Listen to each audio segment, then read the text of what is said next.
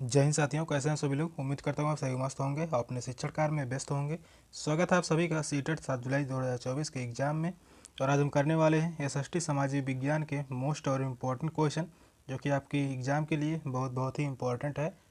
Class 734 है। Channel पर जो भी नए हैं चैनल को सब्सक्राइब कर लीजिए। चलिए चलते हैं क्वेश्चन की तरफ। और आज का पहला क्वेश्चन है, औपनिवेशिक शिक्षा पर गांधी जी के विचारों के संबंध में निम्नलिखित कथनों में से कौन सा कथन गलत है। पूछा है, गलत है। पश्चिमी शिक्षा में जीवन के अनुभवों और व्यवहारिक ज्ञान की अपेक्षा पाठ्यपुस्तकों पर अधिक बल दिया गया। सेकंड ऑप्शन है, अंग्रेजी शिक्षा ने पढ़ने और लिखने की अपेक्षा मौखिक ज्ञान पर अधिक बल दिया। अंग्रेजी शिक्षा में दी जा रही शिक्षा ने भारतीयों को अपने सामाजिक परिवेश में से काट दिया। फोर्थ ऑप्शन है, औपनिवेशिक शिक्षा ने भारतीयों के मस्तिष्क में हीनता का भाव पैदा कर दिया। कौन सा ऑप्शन राइट होगा?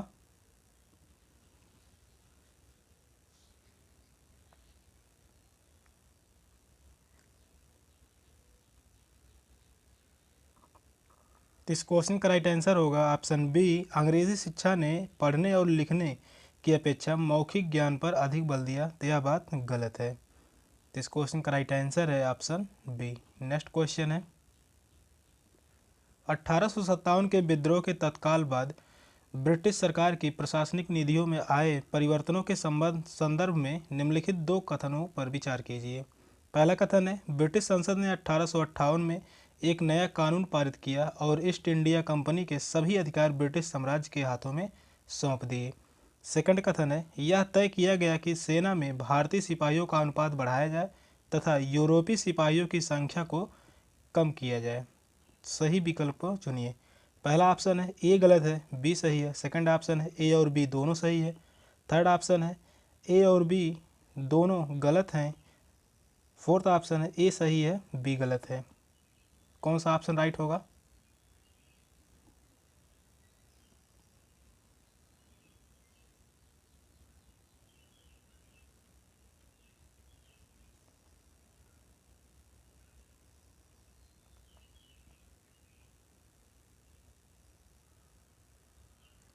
कथन है, ब्रिटिश संसद ने 1858 में एक नया कानून पारित किया और ईस्ट इंडिया कंपनी के सभी अधिकार ब्रिटिश साम्राज्य के हाथों में सौंप दिए। तो यह बात सही है। यहाँ पर था 1857 के विद्रोह के तत्काल बाद ब्रिटिश सरकार की सभी प्रशासनिक नीतियों में परिवर्तन आ गया और ब्रिटिश सरकार ने ईस्ट इंडिया कंपनी के सभी अधिकारों को अपने हाथों में ले लिया। सेकंड कथन जो है, यह तय किया गया कि सेना में भारतीय सिपाहियों का अनुपात बढ़ाया जाए तथा यूरोपीय सिपाहियों की संख्या को कम किया जाए। तो यह बात गलत है। पहला कथन सही है, दूसरा गलत है। किस ऑप्शन में? तो वह है ऑप्शन डी में, ए सही है, बी गलत है। तो इस क्वेश्चन का राइट आंसर है ऑप्शन डी। नेक्स्ट क्वेश्चन है, दक्षिण भारत में नमक सत्याग्रह के एक वयोवृद्ध राष्ट्रवादी नेता निम्नलिखित में से कौन थे? पोट्टी श्री रामल्लू, महात्मा गांधी, सी राजगोपालाचारी जी, सरदार वल्लभ भाई पटेल जी। कौन सा ऑप्शन राइट होगा?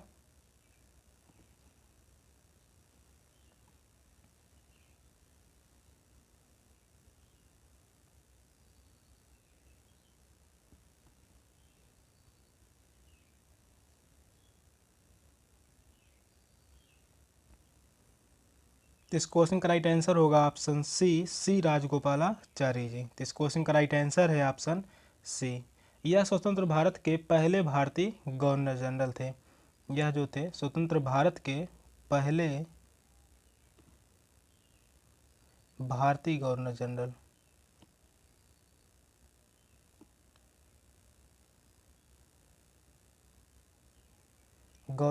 थे। नमक सत्याग्रह जो है यह 12 मार्च 1930 में प्रारंभ किया गया था। नमक सत्याग्रह का आरंभ कब किया गया था? एग्जैक्ट डेट भी पूछता है। तो 12 मार्च 1930, 12 मार्च 1930 में प्रारंभ किया गया था। कहाँ से प्रारंभ किया गया था? तो यह है साबरमती आश्रम से प्रारंभ किया गया था।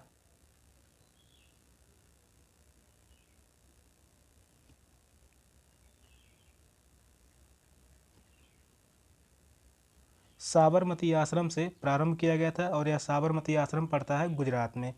नमक कानून का उल्लंघन किया गया था। नमक सत्याग्रह के तहत नमक कानून पर जो लगाया गया कर था, नमक कानून का उल्लंघन किया गया था।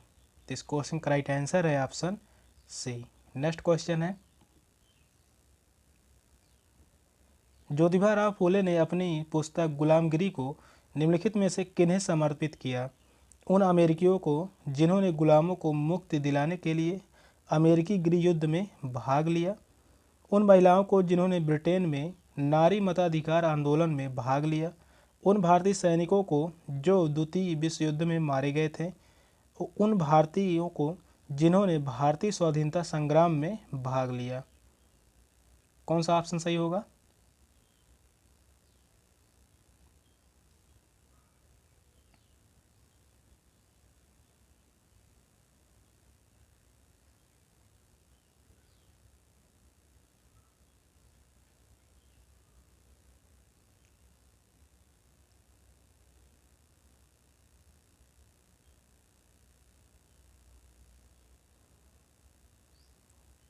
क्वेश्चन कह रहा है ज्योतिबा राव फूले ने अपनी पुस्तक गुलामगिरी को किन्हें समर्पित किया? तो वह है उन अमेरिकियों को जिन्होंने गुलामों को मुक्ति दिलाने के लिए अमेरिका में गृह युद्ध में भाग लिया था। इस क्वेश्चन का राइट आंसर है ऑप्शन ए। 1863 में अब्राहम लिंकन के प्रयासों से अमेरिका को दास प्रथा से मुक्ति मिली थी। किसके प्रयास से? तो वह है 1863 में अब्राहम लिंकन।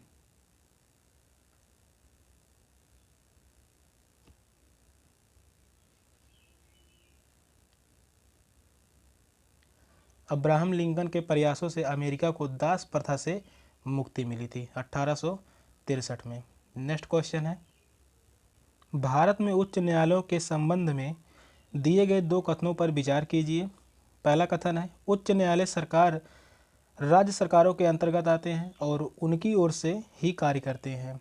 सेकंड कथन है, उच्च न्यायालयों के सभी न्यायाधीशों की नियुक्ति राज्य के मुख्यमंत्री के साथ विचार विमर्श करने के बाद की जाती है। सही विकल्प को चुनिए। ऑप्शन है ए गलत है, बी सही है। सेकंड ऑप्शन है ए और बी दोनों सही है, ए और बी दोनों गलत हैं, ए सही है और बी गलत है।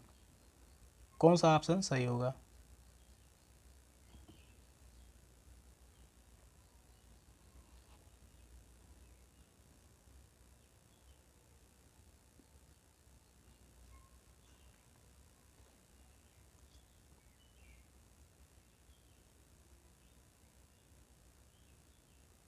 उच्च न्यायालय राज्य सरकारों के अंतर्गत आते हैं और उनकी ओर से ही कार्य करते हैं, तो यह बात गलत है।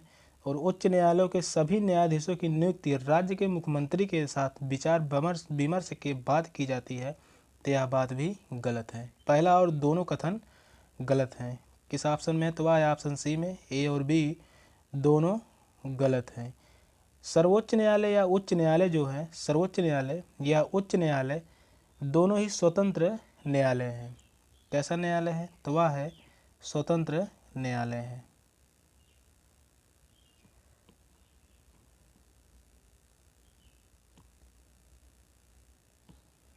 स्वतंत्र, दोनों ही स्वतंत्र न्यायालय हैं और ये राज्य सरकार के अंतर्गत नहीं आते हैं और ना ही उनकी ओर से कार्य करते हैं। तो इस क्वेश्चन का राइट आंसर है ऑप्शन सी। नेक्स्ट क्वेश्चन है, निम्नलिखित मदों में से कौन सी मद कैलिको के नाम से जानी गई जिन्हें पुर्तगाली भारत से यूरोप ले गए? सूती कपड़े, मसलिन या मलमल, फुटकर माल, मसाले। कौन सा ऑप्शन सही होगा?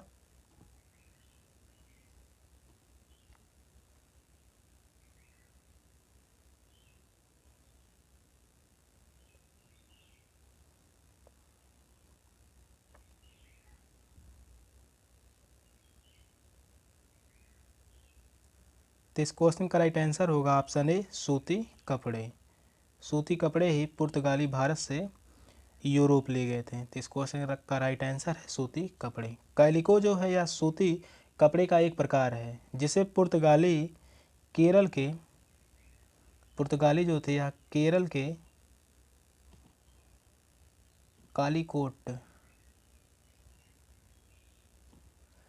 केरल के कालीकोट से यूरोप ले गए थे? तो इस क्वेश्चन का राइट आंसर है ऑप्शन ए, सूती कपड़े। नेक्स्ट क्वेश्चन है, एक शिक्षक अनुभव करता है कि उच्च प्राथमिक स्तर पर विषय का भार बहुत है। निम्नलिखित में से सबसे अच्छे उपागम का सुझाव दीजिए जो इस समस्या का समाधान करे। सारे पाठ्यक्रम को जल्दी जल्दी पढ़ा दें, ऐसी विषय वस्तुएं विकसित करें जो विषय सीमाओं को पार करके कई प्रत्ययों को सिखा सके, क्रियाकलाप छोड़ दें क्योंकि उनका परीक्षण नहीं होता, प्रत्येक अध्याय से महत्वपूर्ण क्षेत्रों की पहचान कर इन पर नोट्स लिखवाएं। कौन सा ऑप्शन राइट होगा? इस क्वेश्चन का राइट आंसर क्या होगा, कमेंट में ज़रूर लिखिए।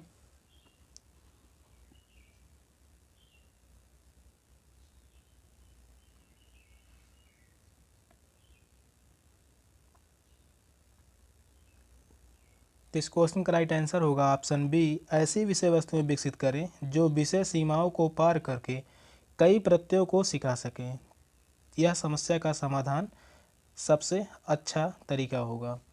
विषय के बोझ को कम करने के लिए शिक्षक द्वारा ऐसी विषय वस्तुओं को विकसित करना चाहिए जो विषय की सीमाओं को पार करते हुए अनेक प्रत्ययों को सिखा सके। तो इस क्वेश्चन का राइट आंसर है ऑप्शन बी। नेक्स्ट क्वेश्चन है, अधिक गहराई में स्थित खनिज निक्षेपों तक पहुंचने के लिए छिद्र बनाए जाते हैं। इस प्रकार के खनन को कहा जाता है कूपकी खनन, प्रवेदन खनन, उत्खनन या विवृत खनन। कौन सा ऑप्शन राइट होगा?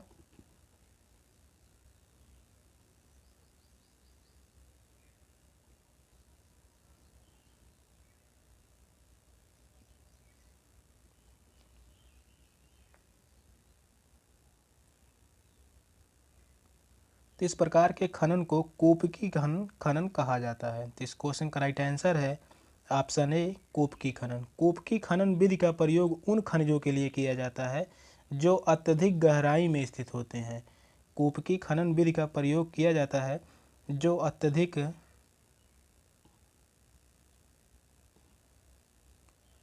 अत्यधिक गहराई में स्थित होते हैं। अत्यधिक गहराई में जो खनिज स्थित होते हैं उन्हें निकालने के लिए कूपकी खनन विधि का प्रयोग किया जाता है। नेक्स्ट क्वेश्चन है, लद्दाख में पाया जाने वाला यूरेनियम एक उदाहरण है संभाव्य संसाधन का, भंडार संसाधन का, निक्षेप संसाधन का, वास्तविक संसाधन का। कौन सा ऑप्शन राइट होगा?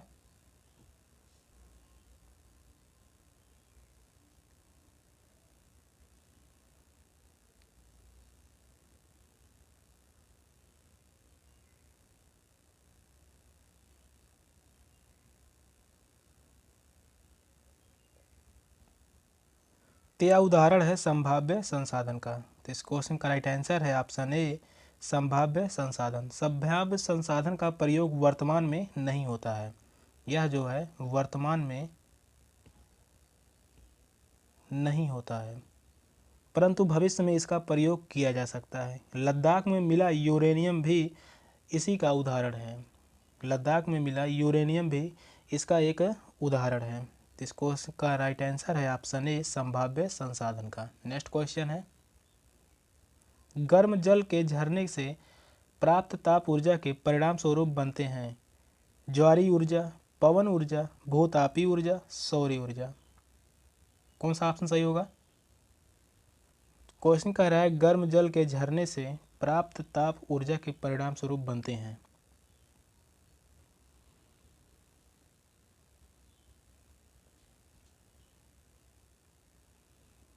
तो वह बनते हैं भूतापीय ऊर्जा।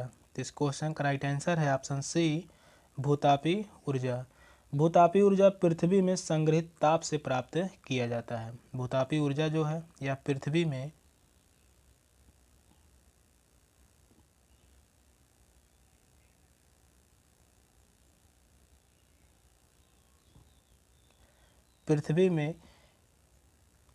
संग्रहित ताप से प्राप्त किया जाता है। भूतापीय ऊर्जा जो है या पृथ्वी में संग्रहित ताप से प्राप्त किया जाता है। और भारत में इस संयंत्र का निर्माण किया गया है हिमाचल प्रदेश के मणिकर्ण और लद्दाख के पुमा घाटी में स्थित है। तो इस क्वेश्चन का राइट आंसर है ऑप्शन सी। नेक्स्ट क्वेश्चन है, संसार में प्रचलित रोपण कृषि की सही विशेषता का चयन निम्नलिखित में से कीजिए। इसमें प्रति एकड़ उपज कम होती है। यह वाणिज्यिक प्रकार की कृषि है जो विस्तृत क्षेत्रों पर की जाती है। इस प्रकार की कृषि में भूमि का गहन उपयोग करने के लिए कृषक अपने पूरे परिवार के साथ लगा रहता है। यह कृषि मध्य अक्षांशों के आंतरिक अर्ध शुष्क प्रदेशों में की जाती है। कौन सा ऑप्शन राइट होगा?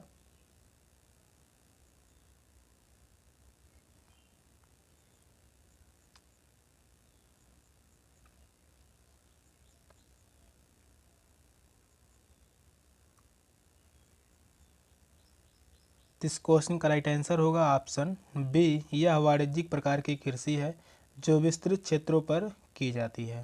तो इस क्वेश्चन का राइट आंसर है ऑप्शन बी। रोपण कृषि को वाणिज्यिक कृषि कहा जाता है और यह बड़े बड़े बागानों में की जाती है। यह जो कृषि है यह बड़े बड़े बागानों में की जाती है।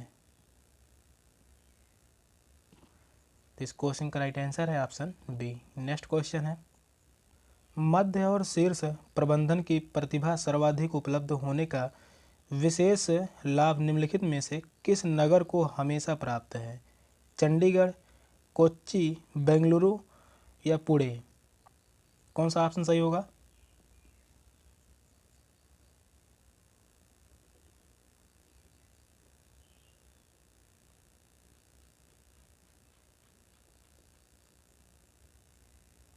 क्वेश्चन कह रहा है मध्य और शीर्ष प्रबंधन की प्रतिभा सर्वाधिक उपलब्ध होने का विशेष लाभ निम्नलिखित में से किस नगर को हमेशा प्राप्त है? तो वह प्राप्त है बेंगलुरु को। तो इस क्वेश्चन का राइट आंसर है ऑप्शन सी, बेंगलुरु। बेंगलुरु में अनेक शैक्षणिक संस्थान तथा प्रौद्योगिकी संस्थान स्थित है। तो इस क्वेश्चन का राइट आंसर है ऑप्शन सी। नेक्स्ट क्वेश्चन है, राज्य की विधायिका अंग से अभिप्राय है नागरिकों द्वारा निर्वाचित प्रतिनिधि, देश का प्रत्येक नागरिक, कानून लागू करने के लिए उत्तरदायी नौकरशाह, सर्वोच्च न्यायालय के न्यायाधीश? कौन सा ऑप्शन राइट होगा?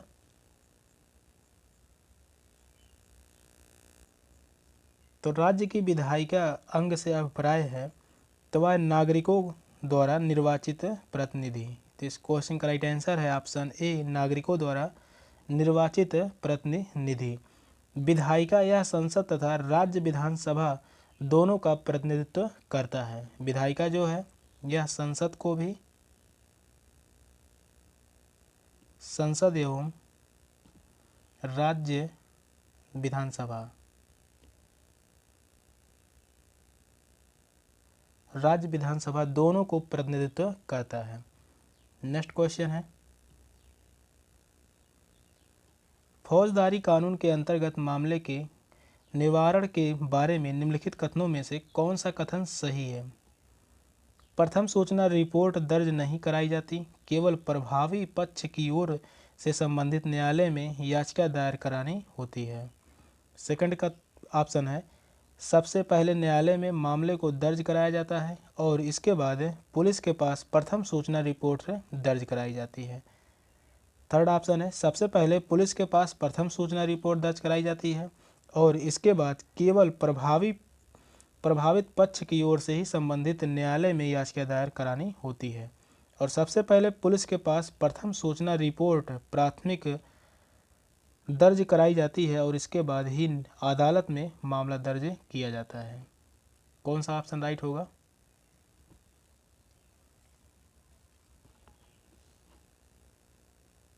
क्वेश्चन कह रहा है फौजदारी कानून के अंतर्गत मामले के निवारण के बारे में निम्नलिखित कथनों में से कौन सा कथन सही है? तो वह कथन सही है, सबसे पहले पुलिस के पास प्रथम सूचना रिपोर्ट दर्ज कराई जाती है और इसके बाद ही न्यायालय में मामला दर्ज किया जाता है। तो इस क्वेश्चन का राइट आंसर है ऑप्शन डी। बाकी और यह तीनों का कथन जो है, प्रथम सूचना रिपोर्ट दर्ज नहीं कराई जाती है, केवल प्रभावित पक्ष की ओर से ही संबंधित न्यायालय में याचिका दायर करानी होती है, तो यह बात गलत है। और सबसे पहले न्यायालय में मामले को दर्ज कराया जाता है और इसके बाद पुलिस के पास प्रथम सूचना रिपोर्ट दर्ज कराई जाती है, तो यह भी गलत है। सबसे पहले पुलिस के पास प्रथम सूचना रिपोर्ट दर्ज कराई जाती है और इसके बाद केवल प्रभावित पक्ष की ओर से संबंधित न्यायालय में याचिका दायर करानी होती है। तो यह भी गलत है। यह तीनों कथन गलत हैं। बाकी ऑप्शन जो डी है वह सही है। नेक्स्ट क्वेश्चन है, अपराध की जांच करने में पुलिस की भूमिका के संबंध में निम्नलिखित कथनों में से कौन सा कथन सही है? कोई व्यक्ति दोषी है या नहीं यह निर्धारित करना पुलिस का काम है। अगर पुलिस को ऐसा लगता है कि साबुत आरोपी के दोषी होने का संकेत दे रहा है तो वह अदालत में प्रथम सूचना रिपोर्ट दाखिल कर सकती है। पुलिस हिरासत में दिए गए इकबालिया बयान को पुलिस आरोपी के खिलाफ सबूत के रूप में इस्तेमाल कर सकती है। फोर्थ ऑप्शन है, सर्वोच्च न्यायालय के दिशा निर्देश पुलिस को जांच के दौरान किसी को सताने या पीटने या गोली मारने की अनुमति नहीं देते हैं। कौन सा ऑप्शन सही होगा?